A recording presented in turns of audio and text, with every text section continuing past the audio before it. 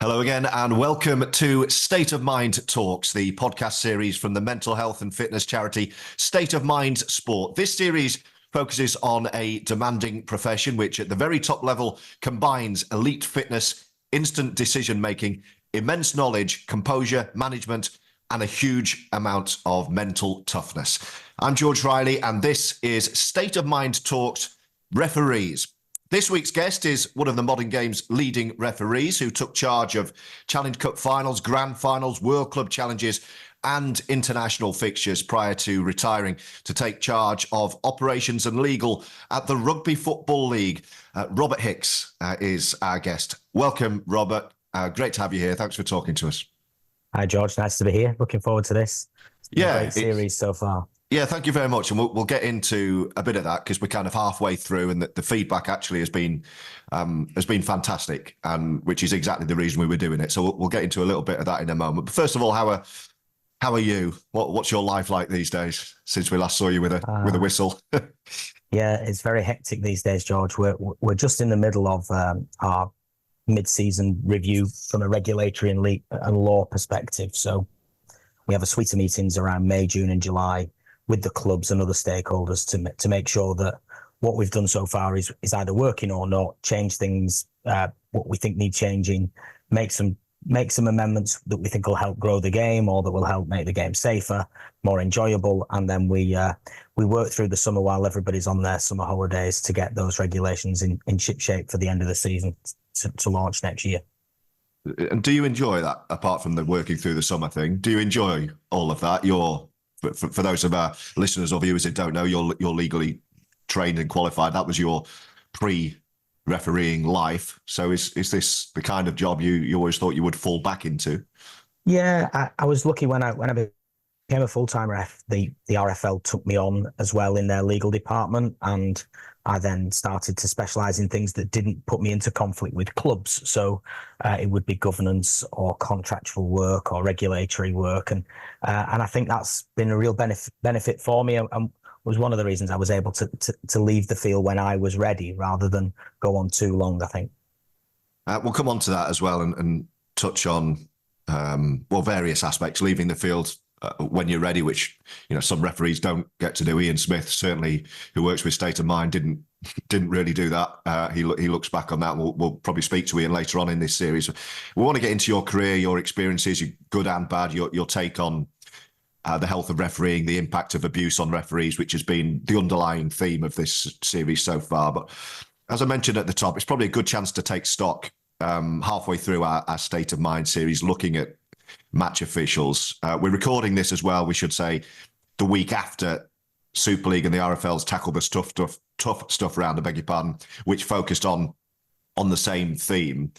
How do you feel attitudes have been and might have changed over the last few weeks? Because the feedback I saw, certainly to the RFL campaign last week, was overwhelmingly positive.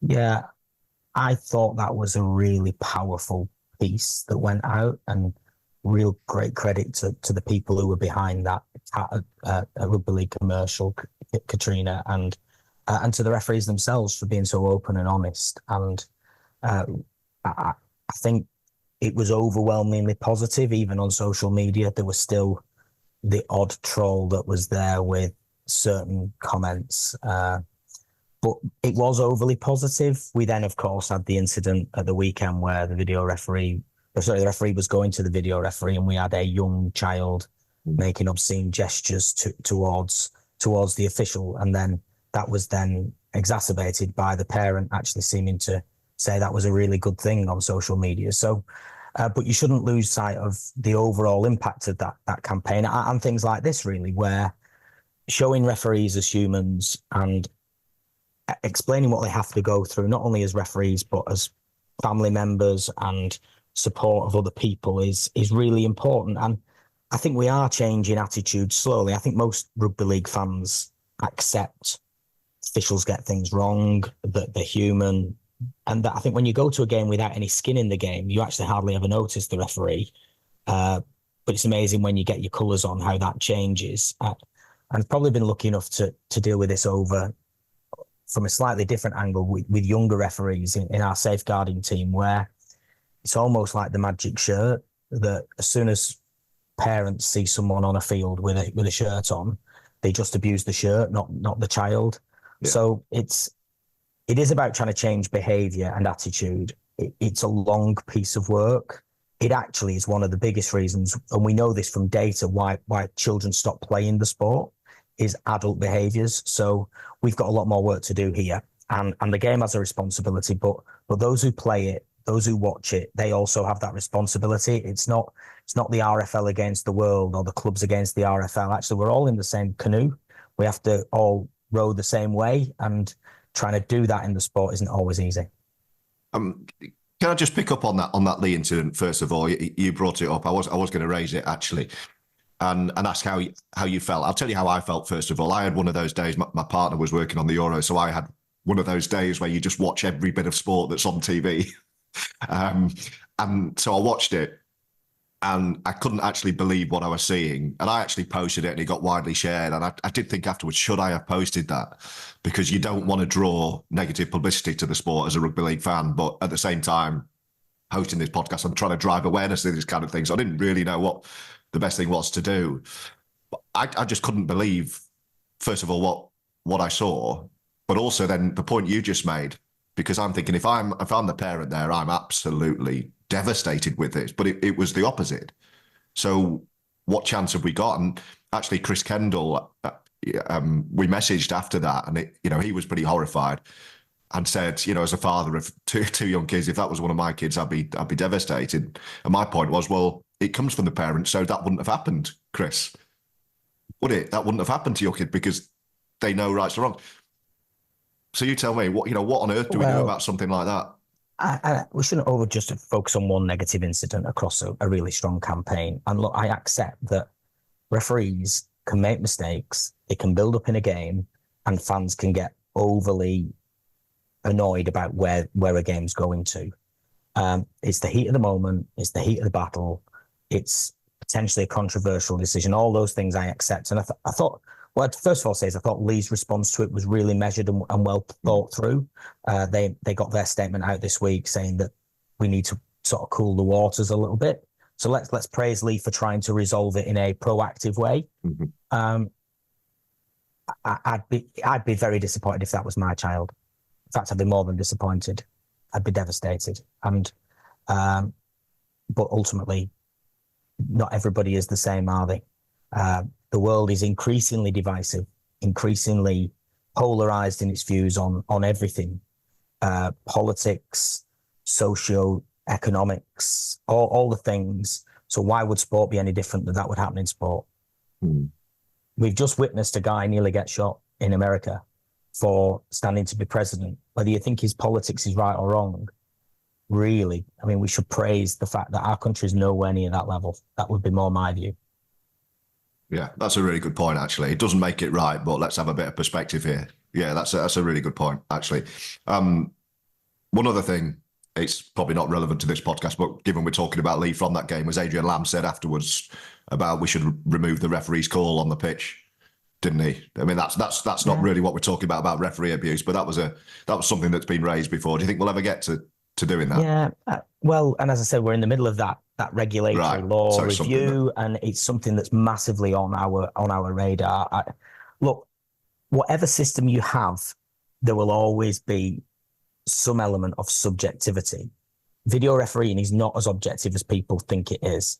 So football has clear and obvious. And I was at a conference on Wednesday where I heard a football referee saying they have to make decisions knowing that that decision will skew what could come from VAR because of the bar of clear and obvious. In the NRL, they award tries and then they get reviewed. So that's a form of live call. There'll always be something. If we go all the way back to the start of the video referee, we used to have benefit of the doubt. Well, what's the doubt? Where's the benefit, etc.? So we've got to find the right system. I personally would like us to find a system that mixes the two, that allows the referee and the video referee to discuss the decision a little bit like rugby union does. And then if the camera angles don't give you the best footage, you then revert back to what the referee can then say would have been his live call. but his live call will naturally have been skewed by them watching the pictures he's seen because he's never committed to something live. But we have seen over the last few weeks a number of decisions where the live call has skewed the outcome one way or the other, because you're in that band of reasonable responses test, if you like, and umpires call in cricket is there, isn't it? You know, where it's 1 millimetre either side, and if the umpire's giving him out, he's out, and if he's not, he's not. There's always going to be something. We can't have a perfect system, but I would like us to really reflect on what could we have as a different type of system that allows two experts, one who had a live view of it and one who's looking at replays, discussing it between themselves with footage there and then making an outcome. But what I don't want that to then do is end up in 3 and 4 minute video calls. Yeah, exactly right. Anyway, that's a different podcast. We're not here to discuss that. I think anything that makes it simpler and better rather than more complicated and worse, we've got to try to get there. I mentioned Chris Kendall. The reaction to his episode on this series was unlike anything. I knew it would be big because he's probably the most maligned match official we've got, and you rarely hear from the referees, which I think is why the RFL's campaign was so powerful. Do you think at times we as rugby league fans, in the broadest sense, actually forget these are human beings? So when we do hear things, and I think the reading out of the abuse they received was particularly powerful, we forget that they're not just a shirt. They're human beings. They have lives, and a kind of that's the key. That's the key to changing perception, if you like, to that job and that person. Yeah, I think when you think about referees, and we go back to probably when you and I were younger, before social media, abuse used to happen in the stands, and there'd be the odd chant, and there'd be criticism around, but it would end at the 80 minutes. Now it seems to just go on forever. And Chris articulated that really well in his episode with you. I've witnessed firsthand some of the messages he's had, direct messages that he's had, that Marcus had, that shared last week, that I had, or other referees. It's a choice to go on social media as an official, but I would fall on the side of, why can you not just have a normal life as a match official just because you decide to do something in the sport, in a sporting contest? It's difficult when it gets personal. Some of the things that have been said are just downright wrong, aren't they? And abhorrent. I mean, to hear Chris talk about a picture of his newborn son and somebody in their right mind thinking that they would wish death of an infant for being the son of a referee, I think is just beyond words, if I'm honest. And I think social media needs to have a look at itself as companies to decide what is and isn't acceptable. The online harms bill that's going through Parliament does some of that, but it needs to go a lot further. Yeah, there's a lot of shared responsibility, isn't there? There's responsibility on us, not to do that kind of thing, but those to offer us the platform like these social media companies do. But there's other shared responsibility throughout the game, and something actually I haven't asked any of the guys so far is about the head coaches and their role in this, because I sometimes wonder if the coaches of the leading sports clubs realise, I'm sure some of them do, because certain things they say, they know what the reaction's going to be. But piling into a referee afterwards, whether you're frustrated or not, you must know what the outcome of that is going to be. Because like you said before, Robert, people are supporting the badge and the club. So if the head coach of your club is coming out and laying into the referee afterwards, you're going to pile on as well. So there must be a better way of doing it. Yeah, and we've tried to be a bit more proactive with coaches. I think this is where the centre does have a responsibility to be open and accountable internally with those coaches, so they can get feedback and that they can understand why decisions were made. Not necessarily agree with them, but at least understand them. I think we've started a journey on that. We had a coaches and referees meeting at the start of the season. In effect, it was back in November, but where we laid out some platforms. We've tried to have coaches meetings every 6 to 8 weeks this year to give them feedback on where we think things are going, to listen to them, to reflect with them. And I don't think we've actually seen a coach really pile in publicly this year. That said, you've got to accept there'll be some criticism. They're entitled to have an opinion on decisions. They should be entitled to do that if they do it in the right way. I don't particularly mind that. As I say, it's when it becomes particularly personal, or when they start ringing up saying we've had X 5 times, we've never won with Y, all these things happen. And it's not just on coaches, it's on club owners, it's on club chief executives, but it's also on the centre to make sure that those people have lines of communication that allow them to vent their frustrations in the right way so that they don't feel the need to do it in the media. But my feeling there is what seems to stop coaches from saying something that might incite a pylon or be deemed controversial is mainly the risk that they might get fined for it, rather than thinking of the impact of the person they're saying it about. Do you know what I mean? No, that's true. That definitely is true. And an example, I better not say anything because I like my money, that kind of thing, rather than I better not say anything because that's going to incite a pylon to the person I'm saying it about. An example of this recently, I don't want to go into it, it's not relevant to this, but the situation with the coach it was the Swinton Widnes thing, where there was something went up in the dressing room, which a player got hold of and screenshotted on social media, allegedly threatening towards that player. And a couple of the players at the club I work for now, Oldham, kind of shared similar experiences. And, I had a chat with them about that, and they kind of got it. And also there was the feeling of, actually, I shouldn't have done that, because that's, regardless of what happens, there's a guy there with a job and a family, and regardless of what's going on, there are going to be repercussions. So there's a right way of doing things. So I don't know how we detach emotion from that when we're so angry.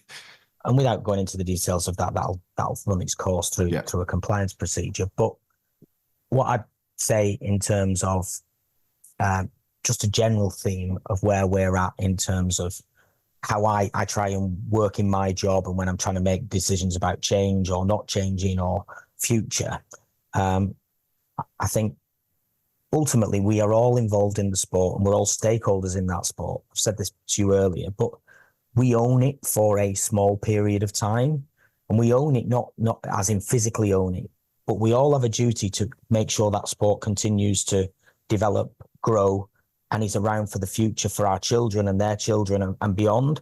And if you take that attitude of all we need to do is make the game better, and for everything we do, we try and make it better. Some things don't work, we've got to accept that's what happens. But there's nobody involved in the sport, whether that's playing, coaching, or anything like that, where you would not do it for the right reasons.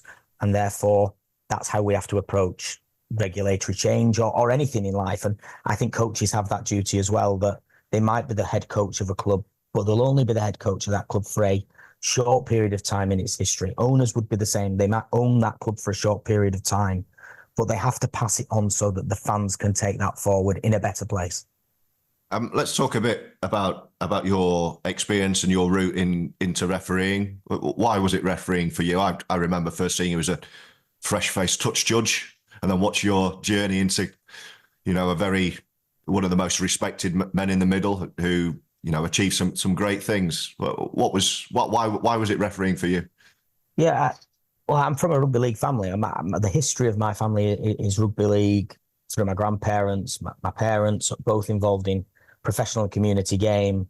I was never really good enough to play, never really enjoyed playing, but loved watching and wanted to put something back. Got an opportunity as a young child, really 14, 15 years of age, to run a line at a community game because somebody had to have a flag.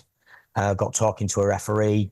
He said, you should give it a go. It's something that you might enjoy. At that time, there weren't many young children about refereeing. There was me, Ben Thaler, a couple of others who were coming through as children, but mainly it was retired players who would all say, I wish I'd taken up refereeing 2 or 3 years earlier and I might have had a chance to get to the very top.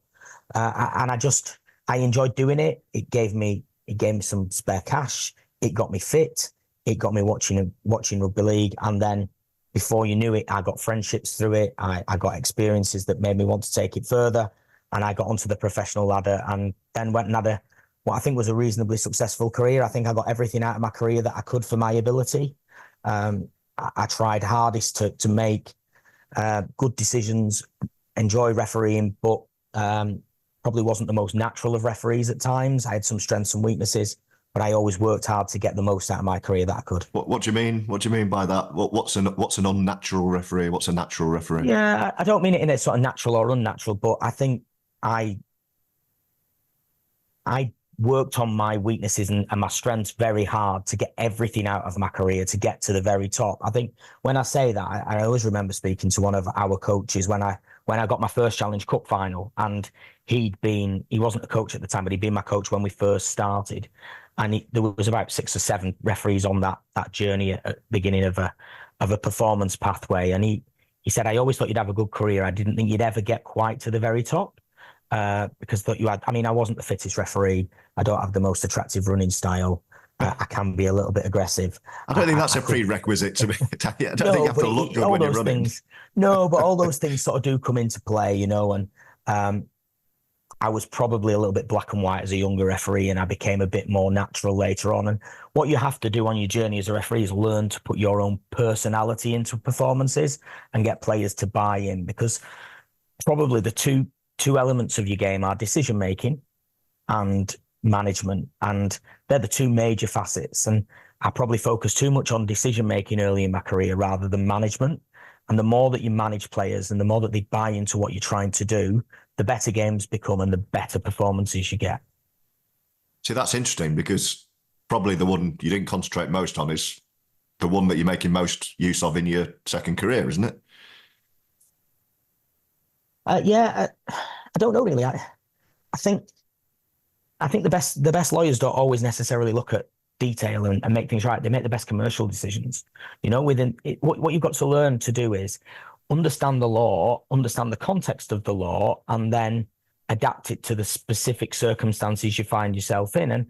And to some extent, my career now is about making decisions that are in the grey, not black and white. And for all he's very maligned, I remember having a conversation with Nigel Wood around this a long time ago, and he told me the higher up you get in any decision-making exercise, the greyer the decisions become, because every decision has consequences on either side of that fence, and you've got to tread a narrow path to finding the best outcome.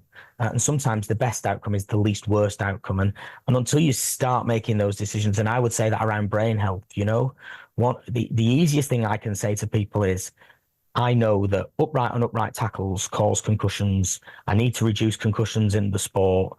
The best thing to do is lower the tackle height in the sport. That could be the logical train that I could think about, drive through in terms of stakeholder and personnel engagement. But also what you then have to work out is, by lowering the tackle height, there are unintended consequences of doing that to tacklers, to the numbers of people in the tackle, to the aesthetics of the game, to the people who want to play it, to the people who want to watch it. And therefore, not every decision is as easy to go 1 + 1 = 2. Yeah. On mental health, how aware were you of your mental health when you were refereeing? And if you were, how did you go about managing it with everything we've discussed already?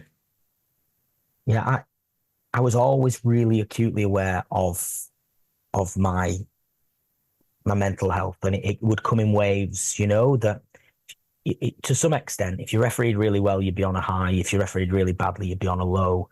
And you go through that up and down system, and it can really affect your home life. It can affect your personal friendships, my other work. I probably never really tuned into how I could fix that properly until later in my career. And probably towards when I realised that my career was coming towards an end, I managed to cope with those highs and lows much better.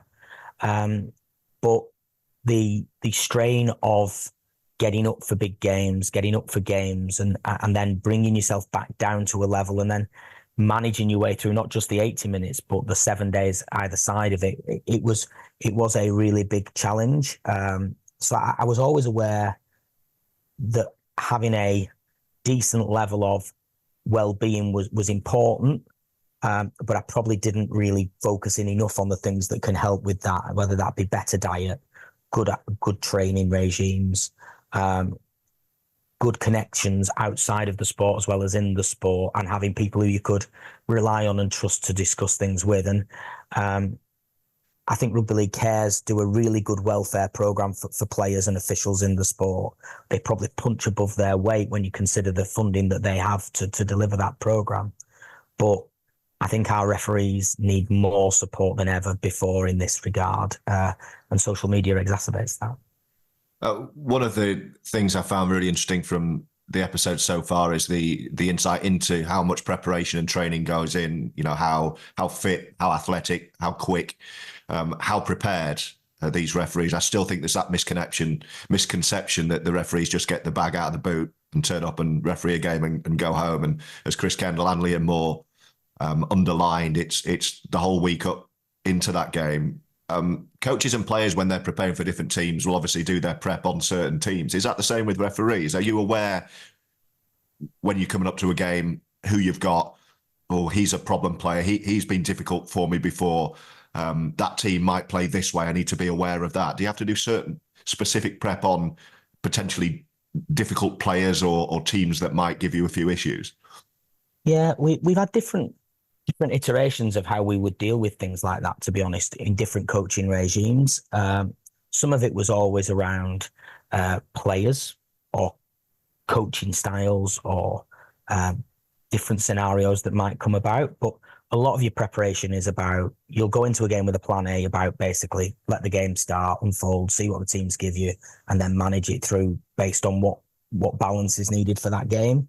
But I think you can over-prepare in terms of trying to be too rigid in what you're going to try and achieve. And the best way forward is to try and have different plans if things aren't working. And plan A should always be to allow the players to decide the outcome of how quick the game will be, how well the 10 will be maintained.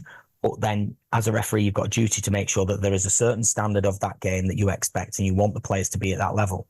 And you have to try different strategies, whether that's communicating with them or penalising them to make them realise that's the standard that's expected. So I think there's a lot more work goes into preparation than people realise. And the best referees are the ones who've scenario planned 5 and 6 different plans for a game, depending upon what those players actually present on the day.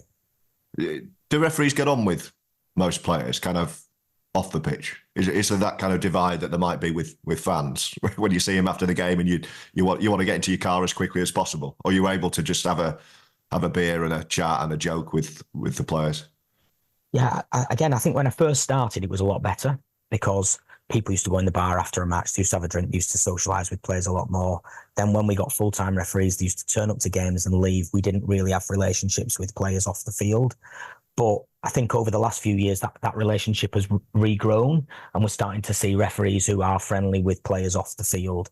And I think there's a mutual respect rather than a friendship between players and refs. And actually away from the field, I think quite a lot of people get on with each other. I'd like us to build that further if we can, because I think the more that players see referees as humans and their personality traits, the better they'll understand about how they can be managed by those officials. A few final points before we've flown towards the end of this episode.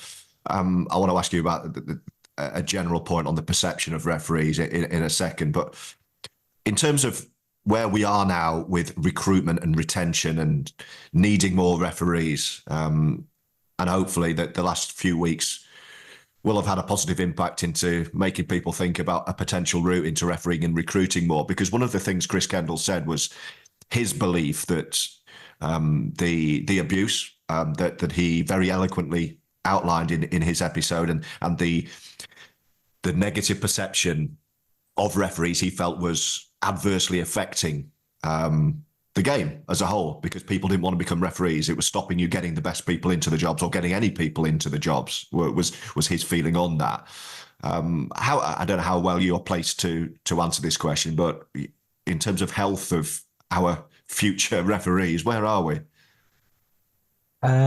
We need more, and we need more of different ages, not just young children coming into it. We need some adults and we need some older people who've got life experience who could add value.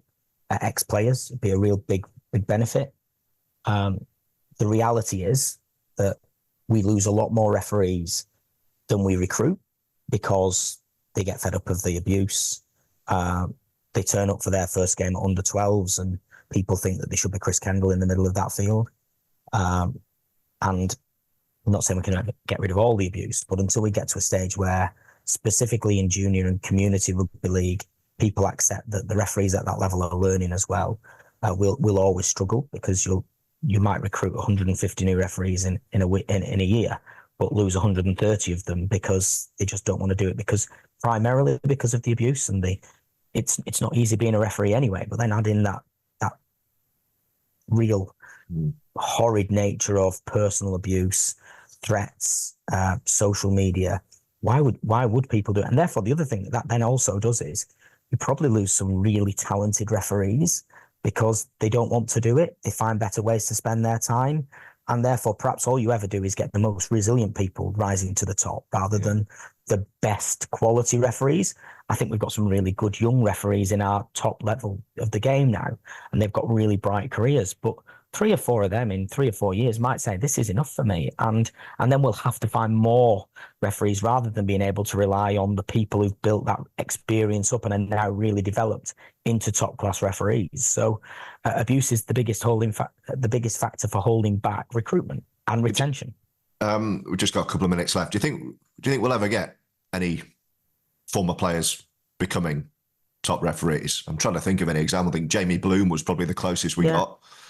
Bizarrely, quite a lot of ex-players don't always make the best referees because they referee like they played and the slight differences to that, that they don't understand some of the technicalities of a ruck management. They want to play on all the time if they can. Jamie, though, was one who got through and managed that transition. Chris Campbell was another, of course, refereed in Super League. Chris Kendall, people forget, was a scholarship player. We've got quite a few ex-players, but it would be ideal to get 3 or 4 more of a very high level, which would then make it. And of course, the one person we should never forget in all this is that Tara Jones is still a women's Super League player, and is probably one of our most talented up and coming referees, and has a bright future ahead of her. Yeah, and I guess on the abuse thing, which you highlighted is the main obstacle. It's about, and hopefully this will help, it's about changing that attitude, because even though we've had this positive wave of impact, you do sense it gets forgotten. It's almost like that be kind hashtag, everyone's kind for a week, and then go back to being nasty to people. We have the alcohol awareness week one week, and then the next week there's always a reason to go out again, and we forget very quickly. So it's finding that way of changing things. As a final point, it's a question I like to ask all our guests involved in rugby league. What would be a life lesson that you've taken, Rob, from your life and career in rugby league that's probably served you well as the person you are in life as a whole? That's a really deep question, that one, George, really. I think I come back to what I said at the start, and that is that whatever our role is in the sport, it's to make it better for the future. And whatever decisions we make for those reasons. And if you can look yourself in the mirror at the end of the day and go, I did my best, I listened to what I was told, I made what I think was the best decision based on all the facts that were available to me, and I think I've made a difference for the right reasons, then I think if we all took that into all our decision making in the sport, we'd actually grow it far better than we do.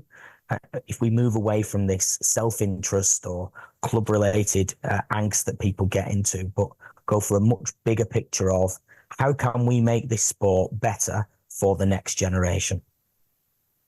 It's a good answer, and you've been a great guest. And I appreciate your time. It's been really nice talking to you and having you on. So Robert Hicks, thank you. And thank you for listening to State of Mind Talks.